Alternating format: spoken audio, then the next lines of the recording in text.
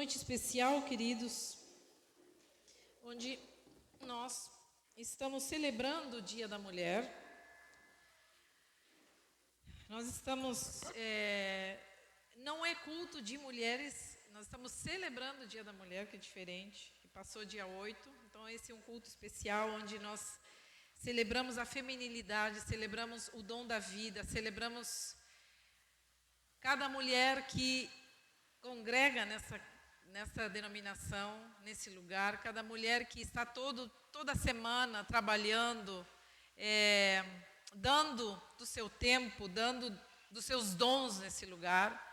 Mas quando nós olhamos para fora, quando nós olhamos principalmente o que foi o dia 8, às vezes a gente fica chocada com as imagens que nós vemos. E, por outro lado, também nós vemos a necessidade da gente se posicionar como igreja, da gente entender que nós temos outra missão como mulheres. Amém? Difícil, nada fácil. Mas Deus nos chamou a outra missão. Porque quando nós olhamos para fora, quando nós olhamos o que está acontecendo no mundo, quando nós olhamos as mulheres, hoje nós estamos todas de rosa, né? Combinando aqui. Não vá sem tirar uma foto no final, vamos tirar todas juntas. Então, a gente se pergunta, eu fico olhando e penso que a mulher está tão sobrecarregada, tão cansada na sua tarefa, isso é inegável, isso é inquestionável. Mas nós vemos que quando uma corda, nós olhamos, se eu comparar a vida da mulher com uma corda de guitarra, né? De violão, você que é músico aí, quando uma corda precisa de tensão para ela estar afinada, ela precisa uma certa tensão, nós precisamos levar a corda até um certo ponto para que ela toque afinadamente, para que finalmente aquele instrumento toque harmoniosamente, sem desafinação. Mas quando a tensão é demais, o que acontece com a corda? Ela arrebenta. E às vezes nós vemos, eu comparo a nossa vida de mulheres hoje em dia a uma corda com muita tensão, tensionadas. Nós estamos com muitas dores de cabeça, dores no pescoço, dores nos ombros, dores nas costas, dores nos pés, dores nas pernas, porque nós estamos demasiadamente tensionadas, nós estamos com a chavezinha de apertar ao máximo. E a pergunta que devemos nos fazer é: será que o feminismo e suas conquistas definitivamente nos posicionaram estrategicamente ou apenas trocamos os problemas? Apenas trocamos os problemas e o pior, nessa troca de problemas nós ficamos ainda mais perdidas na história. E quando eu trago isso para o contexto cristão, eu penso que Deus decidiu, quando Deus fez homem e mulher, diz a Bíblia que Ele criou o homem à sua imagem e semelhança. Homem como um contexto geral, né? Hoje nós precisamos dizer homem e mulher, porque senão as coisas parecem que ficam confusas, né? Todas e todos. Então, nós vemos que Deus recriou a sua imagem no homem e na mulher, nos dois, no ser humano. Então, entenda-se homem e mulher como duas versões de um único Deus que existem em polaridades completamente diferentes, mas ao mesmo tempo profundamente entrelaçadas para gerar vida. Deus criou homem e mulher para ser isso aí. Então, se nós fôssemos pensar, que às vezes nós olhamos assim, nós vemos alguns comentários, não, mas é tudo igual, homem e mulher, tem que ser esse o feminismo, né? Homem e mulher têm que ser iguais. E eu não tiro algumas coisas, mas quando nós pensamos, quando nós dizemos homens e mulheres são iguais, eu vou dizer o que está acontecendo conosco mulheres. Quando nós dizemos nós precisamos ser iguais aos homens, cuidado, porque nós estamos nos sabotando com essa nós precisamos ser iguais aos homens. Nós vamos interpretando as coisas erradamente. Porque, olha, eu vou comparar hoje homem e a mulher com o carro, para que a gente possa entender exatamente o que acontece com homens e mulheres. Tá? Nós vemos que Se nós pensamos em homem e mulher como carros, eu não entendo nada de carro, gente, tá? Me desculpem aí os júnior e os mecânicos aí que estão nos ouvindo, porque eu não entendo nada. Se passar um carro por mim, eu só sei se ele é bonito ou feio. E conheço alguns modelos só. Mas quando nós pensamos em carro, o carro da mulher tem determinadas funções. Se a mulher fosse um carro, eu diria que o carro da mulher tem determinadas funções e possibilidades. E o carro do homem tem outras funções e possibilidades. Ok? Vamos entendendo até ali? Mas eu vejo que algumas marcas são no feminino. Você já reparou que algumas marcas são no feminino? Eu fui lá olhar na internet. Então, nós temos uma Hilux, que é o quê? Uma Hilux. Nós vemos uma McLaren, eu até anotei aqui para não me perder, né, gente? Uma McLaren é uma. É ou não é uma? É uma McLaren, tá? Nós vemos uma picape, é uma picape. Nós vemos uma Space Fox, é assim que se pronuncia, Júnior? Space Fox, eita. Então, não era Spice Girl, né? Space Fox. E aí nós vemos uma Spin, feminino. Aí eu vou pegar mais fundo agora. Uma Mercedes, feminino. Uma Ferrari, feminino. Eu estou gostando mais, né? E uma Lamborghini, hein? Tem a portinha aquela de abrir para cima, sabe? Aquela que tu olha e a porta se abre sozinha. Essa é uma Lamborghini, não precisa nem pedir. Tu chegou perto dela, eu acho que deve ser assim, porque, né? Faz de tudo. Só que todas são em feminino. Todos são carros uma. Eu não consegui entender, eu fui lá olhar por que são uma. Determinaram assim os nomes. Agora, se nós olhamos os carros em masculino, nós vemos, por exemplo, eu fui lá pesquisar, gente, isso não é coisa da minha cabeça, tá? Nós vemos um Corsinha, um Gol, já chego lá, um Chevette, um Monza, né? Um Fiat 147 e um Fusquinha, e masculino. Por que não me perguntem, né? Mas a maioria desses últimos que eu mencionei, e o Júnior não vai negar isso, passa no mecânico e pegando só no tranco. Tá? Agora, a Ferrari tem umas funções e possibilidades que o Fusquinha não tem, certo?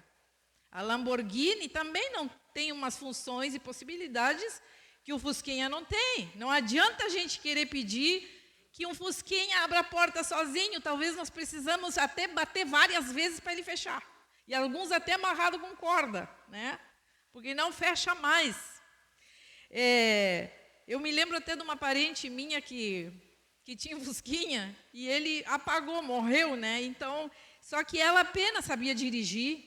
E então vieram os homens e disseram assim, não, tu sobe que nós empurramos, porque força é para homem, né? Então daí ela subiu em cima do Fusquinha e ela disse, mas o que eu tenho que fazer? Ele disse, não, tu vai assim com o pé no acelerador e outro na embreagem, e quando tu vê que toma velocidade, tu larga tudo e acelera. E aí acelera e não para mais. E ela, tá, vou tentar. Então vamos lá. E todo mundo, daqui a pouco pegou no tranco Fusquinha e nós fomos achar ela 5 quadras depois em cima da calçada. Acelera e não para mais, foi o que ela entendeu, né? Esse mesmo Fusquinha, quando chovia, as pessoas que iam na parte de trás tinham que ir com as perninhas assim, em cima do banco, porque entrava água, né? Entrava água, então não tinha opção. A gente ou ia a pé ou molhava os pés dentro do Fusca, porque era cheio de buraco, coitadinho, embaixo. Mas o que eu estou falando, gente, brincadeiras à parte, né? Porque é claro que eu tô brincando, né? Mas tem verdades que são indiscutíveis. A gente não dá para comparar o que faz um carro e o que faz outro. E a gente diz assim, eu não concordo, porque eu acho que tem que fazer igual. Os dois têm que ser iguais. Não sei se vocês estão entendendo o que eu estou dizendo. Eu não posso, não tem como, eu não posso fazer isso seria muito injusto. Se eu quisesse que um Fusquinha se comportasse como se comporta uma Lamborghini ou vice-versa, seria completamente injusto. Você vai cravar o pé no acelerador e vai terminar do Fusquinha, e vai terminar com os pés lá que nem os Flintstones, sabe? Lembra que freavam com os pezinhos assim, até esfolar o pé? Lembra daquele desenho? Então, a gente brinca. Claro que eu sei que tem, aí pela mente de vocês e os homens, vamos dizer assim, pastora, se esqueceu todos os carros masculinos que são top. Claro que eu quis fazer uma brincadeira aqui. Porque o que eu estou querendo dizer é que o corpo de uma mulher vai ter uma química e uma fisiologia feminina, porque ela traz para dentro dela. Ela foi criada para trazer para dentro. A mulher experiencia a sua sexualidade trazendo para dentro dela. É ou não é? Então, esse jeito da mulher trazer para dentro sua vida, a vida, trazer para dentro o relacionamento, faz com que ela una as pessoas em torno de si. A mulher tem essa capacidade de unir em torno de si. O homem vai experimentar sua essência entrando numa nova possibilidade. Olha só a diferença. O homem entra na possibilidade da vida. Ele é convidado a entrar no mundo da mulher para entender o propósito da vida. Talvez até o homem não conhecer a mulher da sua vida, ele jamais entenda o propósito da sua vida. E vice-versa. Agora, Deus criou os gêneros completamente diferentes. Nós não podemos dizer, quando eu ouço as mulheres lá fora, numa marcha de 8 de março, dizendo igualdade em todo sentido, nós somos iguais, temos que ser iguais. Eu penso assim, meu Deus, Deus criou elas para ser uma Lamborghini, e eles querem ser um golzinho. Por que eu estou dizendo isso? Eu estou desmerecendo os homens assim? Não. Eu estou dizendo que a mulher é muito mais complexa que o homem. Pelo simples fato de que ela gera uma vida dentro de si. Nosso corpo é totalmente complexo. Nós dependemos de muitas coisas para conseguir gerar um bebê dentro da gente. E para que esse bebê se desenvolva. A anatomia do cérebro não tem as mesmas conexões que o homem. Nosso cérebro é diferente deles. Nós temos outras conexões neuronais, nós somos falantes, nós queremos discutir tudo, eles querem ficar quietos, eles não querem falar de nada, e não adianta você empurrar eles e obrigar eles a falar, eles têm dificuldade para expressar o que eles sentem, e nós queremos saber o que eles sentem, e eles não sabem nos dizer o que eles sentem. E às vezes nós queremos até adivinhar o que eles estão sentindo. Deve ser que tu está sentindo isso, e ele fica te olhando assim, e diz, meu Deus, mas de onde essa mulher tirou tudo isso? Porque a gente quer dar explicações. E homens só fazem uma coisa de cada vez. É ou não é?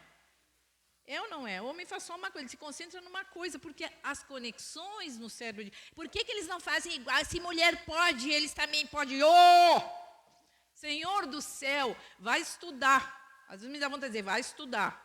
Eles não vão conseguir, porque eles foram feitos para isso, para se concentrar numa coisa só. Nós somos multitarefas, conseguimos atender o telefone, dirigir, não pode, hein? Mas nós fazemos isso. Cozinhamos com as mãos e com esse pé a gente embala o bebê que chora.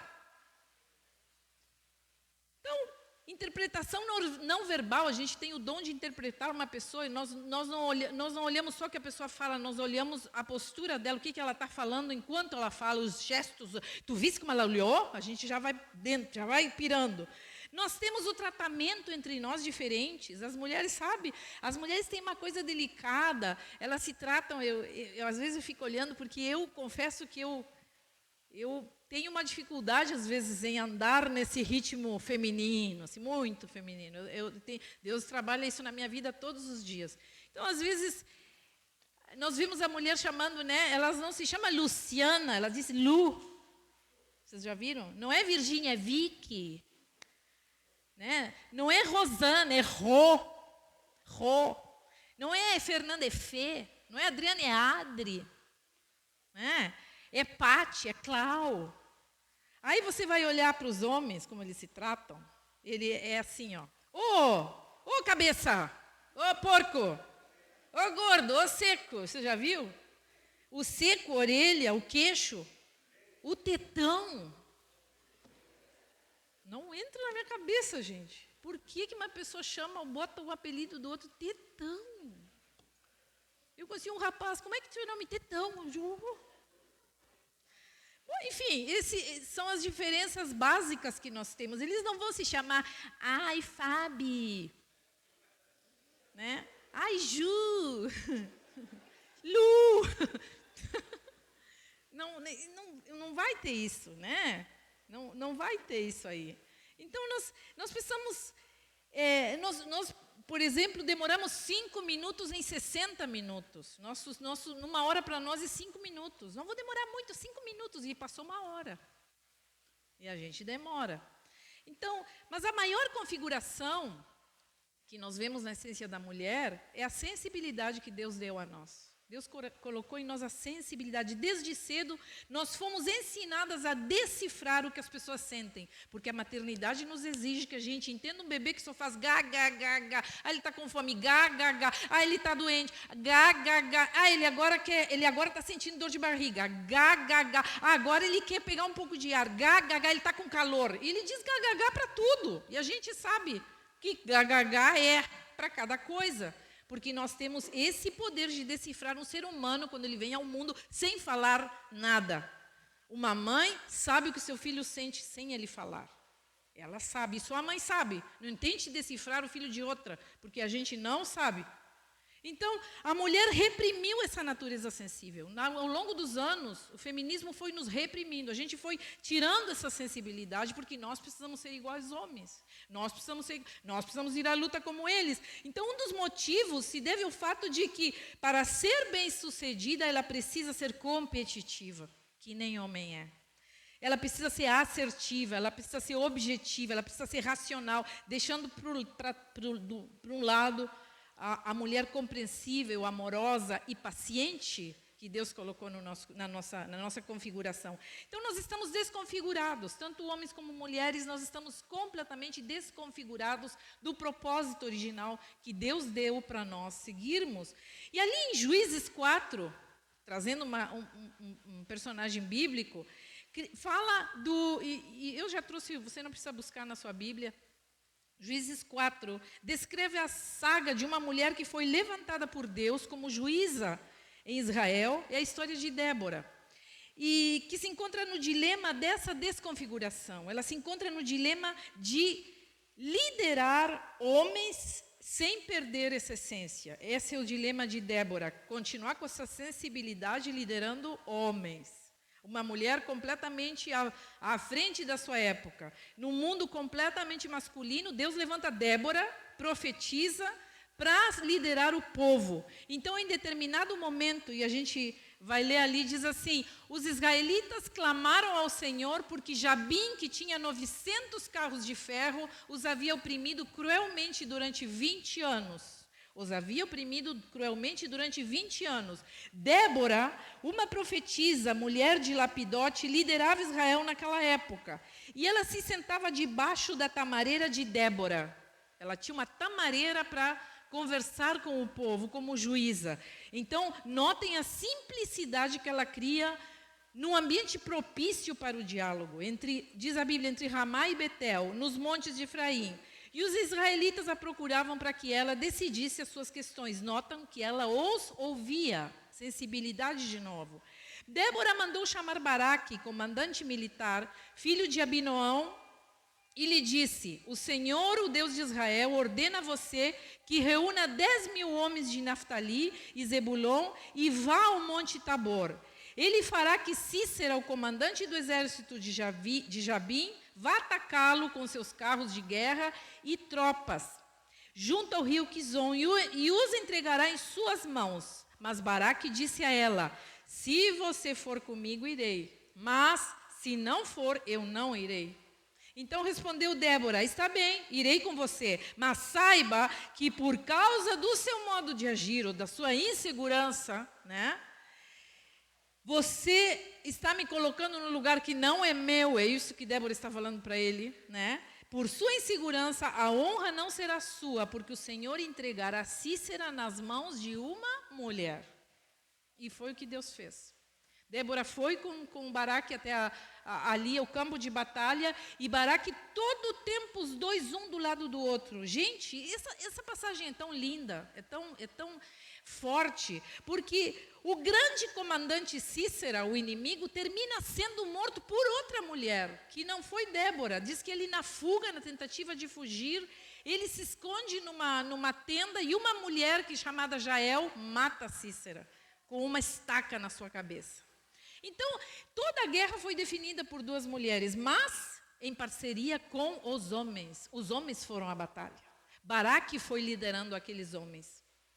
Havia uma parceria. Então, essa passagem reflete o poder que existe quando a imagem de Deus é devidamente restaurada e configurada, homens e mulheres agindo em parceria e não em disputas, como nós somos todos os dias incentivadas a estar disputando, concorrendo, diminuindo homens à nossa volta. Então, mostra também a insistência de Deus de usar os improváveis, os incertos, porque Débora não vai na sua força, mas ela vai, diz a palavra, que ela vai na força do Senhor dos Exércitos. Era uma mulher de fé. Quando uma mulher de fé se coloca nas mãos de um Senhor, de um Deus maravilhoso como o nosso, milagres acontecem. O ambiente se estabelece, essas configurações voltam ao seu lugar.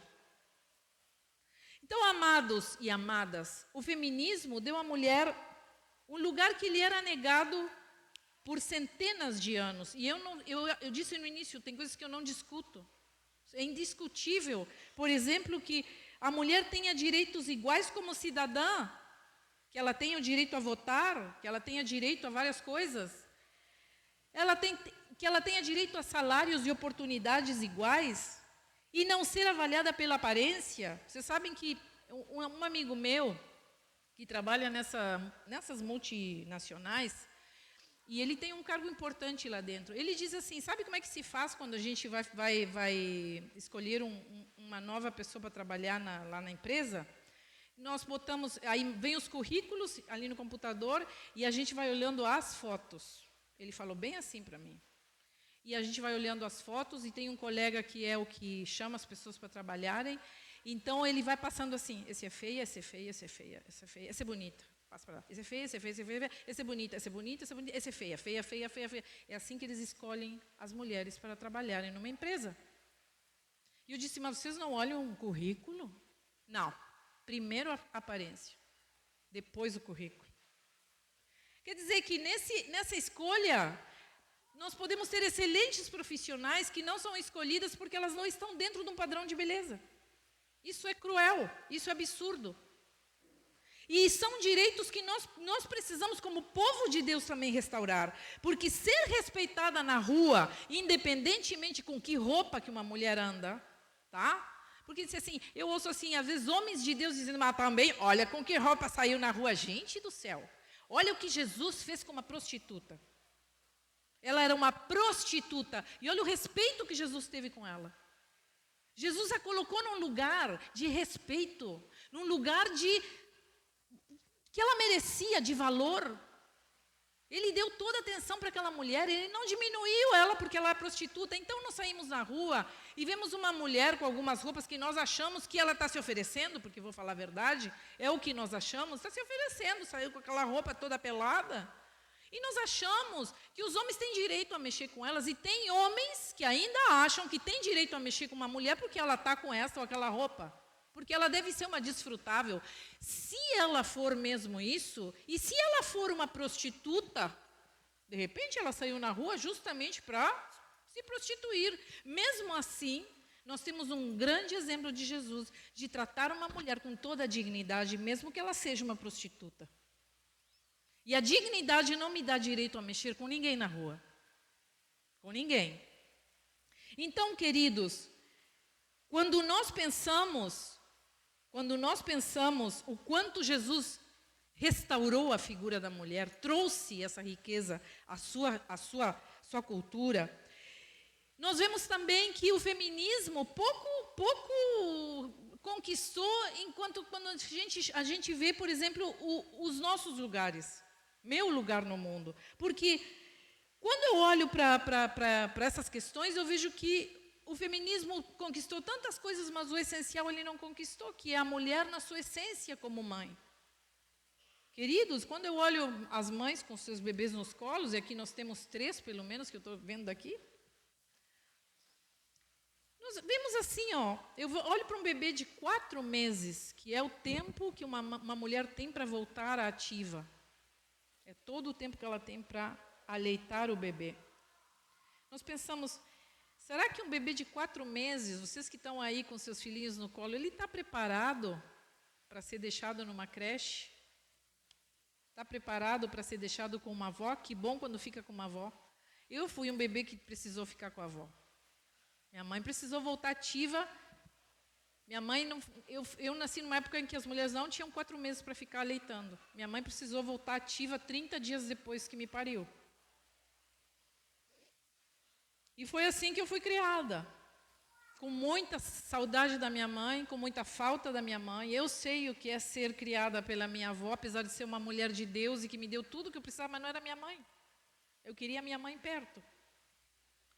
E eu vejo que o feminismo tem tanta luta, mas quando uma mulher está gestando um bebê, eu penso assim, que condições tem uma mulher com 9 meses, aquele barrigão, dando o seu 100% para a empresa?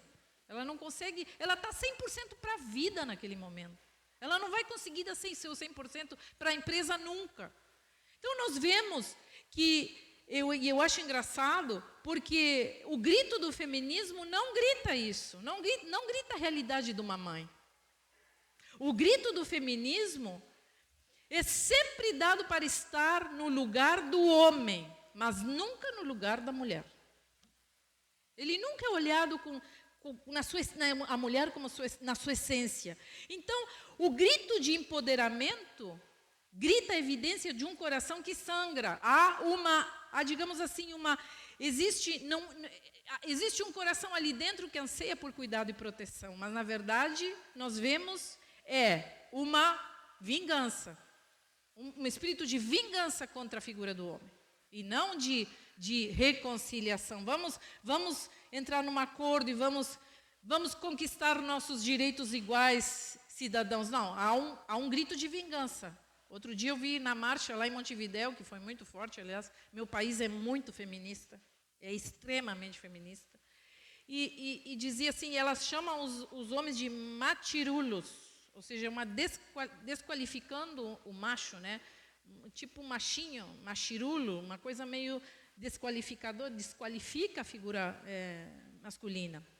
Mas a pergunta que nós precisamos nos fazer é, e se a mulher ficar na casa, ela conseguirá se sustentar só com uma entrada só do homem? Porque as nossas leis não garantem isso.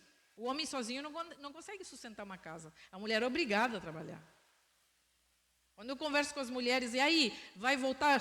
Tenho que voltar, pastora, não tem como, a gente não consegue sozinho, não consigo, meu marido não consegue sozinho, não temos opção.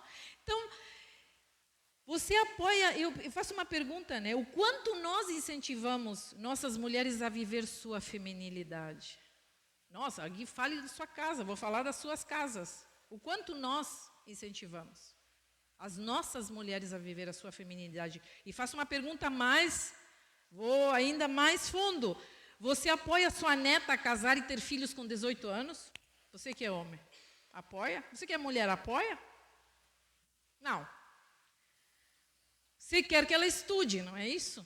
Você quer que ela estude, que ela trabalhe. Se você pensa numa filha que você está agora no seu colo, você quer que ela estude, que ela seja alguém na vida. É isso que nós falamos. Mas eu lhe digo, você que fala contra o feminismo, essas mulheres loucas e não sei o quê, eu também lhe digo que essa ideia de querer que sua neta não se case com 18 anos e estude uma carreira e vá para a faculdade, não, nada de homem, vai fazer tua carreira. Essa ideia, 50 anos atrás, era uma ideia feminista, porque as mulheres não tinham direito a ir para a escola e muito menos para uma faculdade. Então, olha o quanto a mulher conquistou quando foi à luta por uma coisa muito justa.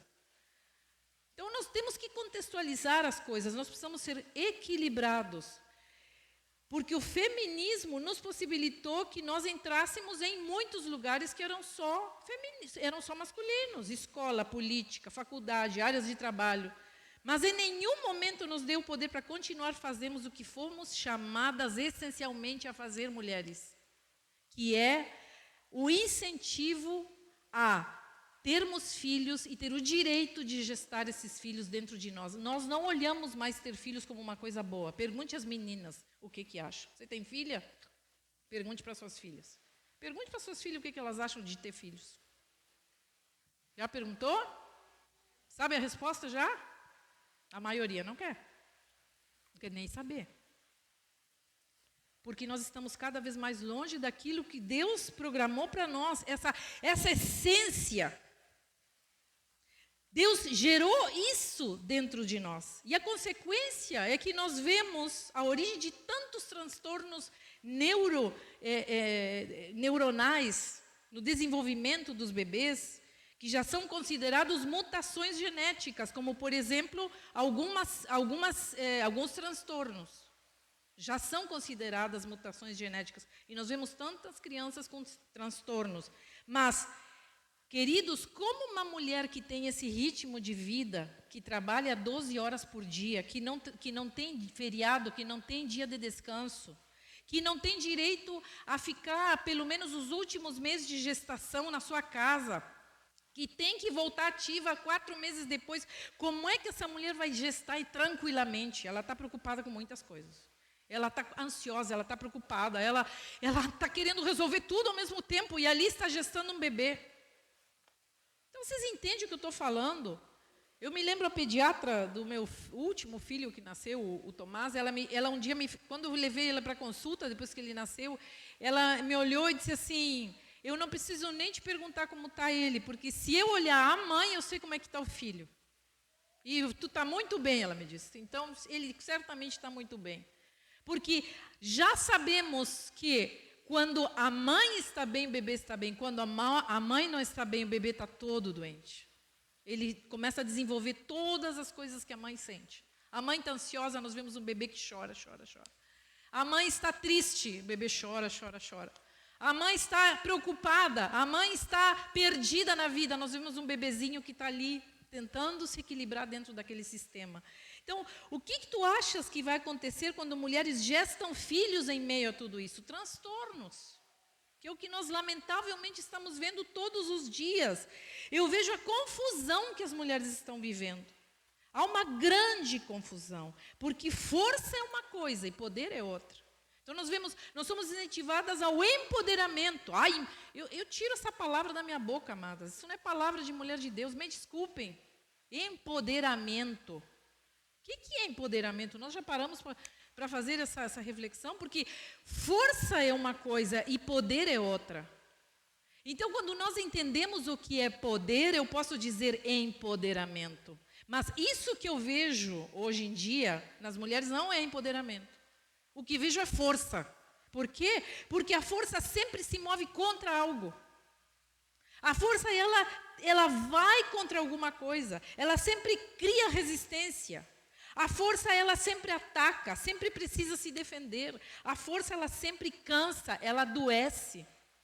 Mas quando nós entramos no poder, e eu sempre digo às mulheres nos cursos aqui, nós temos 2 opções, fazer as coisas na força ou no poder. Quando nós nos empoderamos em Cristo, realmente, o poder é como a gravidade. Ele não se move, mas ele faz tudo à sua volta se mover. Isso é poder.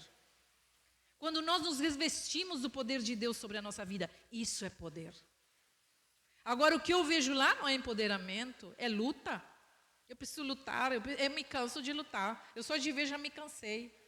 É gritar, é se mover. Outro dia minha filha olhava para o movimento feminista e dizia, meu Deus, só de olhar já me cansei. Elas, em vez de ficar em casa curtindo, estão lá gritando na rua. Eu digo, assim é a força. Nós nos movemos, nós precisamos gritar para fazer força. Agora, quando nós temos poder, nós fazemos as coisas silenciosamente. E nós vamos ocupando os lugares que são nossos. Sem muito grito. Temos o poder de decidir, amados, viver na força ou no poder. A força é luta, o poder é coerência. Então, quando eu estou em coerência, eu não me justifico, não culpo ninguém pelas minhas decisões, as coisas começarão a acontecer automaticamente. Quando eu estou em coerência, eu estou no meu lugar. E eu vou dizer uma coisa para vocês. Eu tenho ouvido durante todos esses anos, porque eu não sou só pastora, eu sou dona de casa também. E eu tenho muito orgulho de dizer que eu estou na minha casa fazendo as tarefas de mulherzinha. Porque eu ouvi em todos esses anos, e eu fui uma mulher que sempre trabalhou como pastora, como professora, já dei aula de música, já dei aula de idioma, enfim, já entrei em várias possibilidades até chegar à função, ficar só nessa função de pastora. E é interessante ver que parece que as mulheres têm vergonha de dizer que são. Qual é a sua profissão? Dona de casa. O quê? Dona de casa. A gente não quer que nos ouçam dizer que nós somos dona de casa. A gente tem vergonha. Mas, sabe, em todos esses anos como mãe e dona de casa, e eu tenho, graças a Deus, um homem do meu lado que sempre estimulou eu viver 100% a minha feminilidade. Sou grata a Deus pelo homem que eu escolhi. Não, ele não me escolheu, fui eu que escolhi ele. Eu sempre digo isso para ele, né? Ele diz assim, não é bem assim. Eu digo, são mulheres que escolhem homens. Saiba disso. Você pode até pensar que escolheu sua mulher, mas não é bem assim, tá? Fique claro isso aí. Porque se você escolhesse a mulher que quisesse, você pegaria qualquer uma, e você não pega qualquer uma. E se uma mulher lhe oferece resistência, você vai ter que pegá-la à força. Mas não vi nunca nenhuma mulher pegando um homem à força. Ele vai porque ele quer. Você entendeu o que eu estou falando? Então, amados, se teremos poder, se seremos umas Lamborghini, Ferrari da vida, mas, queridas, Deus não nos deu esse poder para passar por cima dos homens. Deus nunca nos chamou para passar por cima, dominar. A Bíblia diz claramente que o homem é o líder da família, patriarcado. É instituído por Deus. E enquanto eu estiver nesse lugar, eu vou ter a coragem de dizer que Deus levantou o homem e mulher para andar juntos, mas o responsável pela sua casa é o homem. E ele não disse que era para o homem liderar e mandar e dizer, faz aqui, vai lá, não sei o quê. Não, isso aí é de antigamente. Quando nós falamos de homem sendo líder, Deus disse para ele, tu é o responsável. Tu é o responsável. Tu é o responsável por cuidar dessa mulher. Tu é o responsável por ela ser feliz. Tu é o responsável por ela estar bem. Tu é o responsável pelo sustento dos teus filhos. Tu é responsável por ser o homem que sustenta a tua casa, que está aqui com a força, sustentando, dando a possibilidade dessa mulher viver sua feminilidade. Mas nós temos revertido, nós conseguimos mudar tudo. Então, quando eu gosto de dizer que eu faço aquela comidinha gostosa, meu marido está sempre falando disso, né? Arrumo a mesa com capricho, todo meio-dia, porque eu tenho prazer em fazer isso aí. Eu gosto de uma mesa bem arrumada para a gente comer sentadinho, bonitinho, porque é naquele momento, aquele ato de amor, onde eu vou reunir a minha família, onde eu vou conseguir olhar nos olhos dos meus filhos ao redor da mesa, nos olhos da minha prole para saber como eles estão. Porque o diabo tem nos dito que nossa posição assim em casa é ridiculamente sem valor. Porque ele sabe muito bem o poder que deixamos de exercer quando saímos do nosso lugar de mulheres na nossa casa. Essa batalha eu não entrego na mão do diabo de jeito nenhum. 1000 portas podem se abrir para mim. 1000 portas já se abriram para eu fazer 1000 coisas. Mas de todas eu certamente abri mão para conseguir ficar pilotando o meu fogão e arrumando minha mesa todos os dias. Minha cozinha, eu posso dizer com certeza, ele não é cenário de mulherzinha, que não tem outra coisa para fazer na vida. Como às vezes eu tenho que ouvir, Também, né? Tu não teve opção. Eu tive opção, eu fiz uma decisão. Então, minha cozinha não é cenário de mulherzinha fracassada. A minha cozinha é cenário de uma grande batalha vencida dia após dia. Sobre a minha família, na união da minha família, na união no bem-estar dos meus filhos.